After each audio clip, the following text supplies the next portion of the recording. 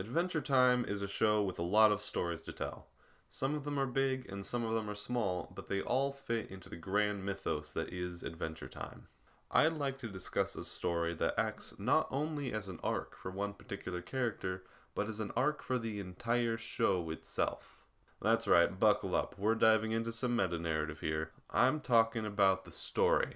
No, the legend of Finn the Human. When our story begins, Finn is 12 years old. As the show goes on, time passes and he grows older.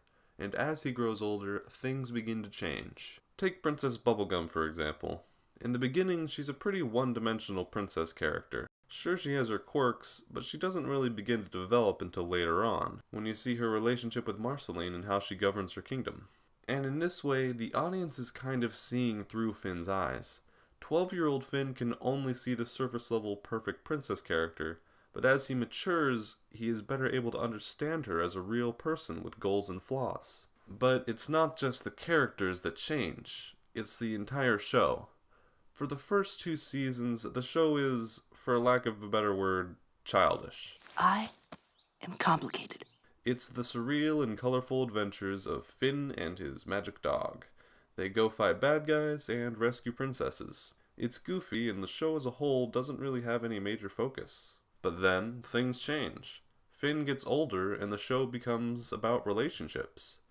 And not just romantic relationships like Finn and Flame Princess, all kinds of relationships like Marceline and the Ice King, Finn and Jake's brotherly bond, and parental relationships with Jake and his kids. The show becomes way more focused on its characters, and more importantly, the interactions between the characters. As Finn grows into a phase of his life where connecting with others becomes more important, the show changes to reflect that.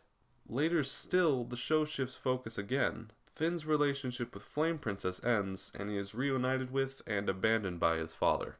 At this point, Finn is around 16 years old, and the show starts delving into things like dealing with anger and depression. There are episodes about philosophy, and it doesn't just skim the surface either. They get downright existential. My personal favorite example being the episode Astral Plane, which is literally about nihilism. There are characters with conflicting values, ideas, and perspectives. It's kind of fun, right? See, there's no reason or purpose, or what you said, universal intention. Look around, Finn. Empty crud. So empty. I don't know, there's some stars and stuff.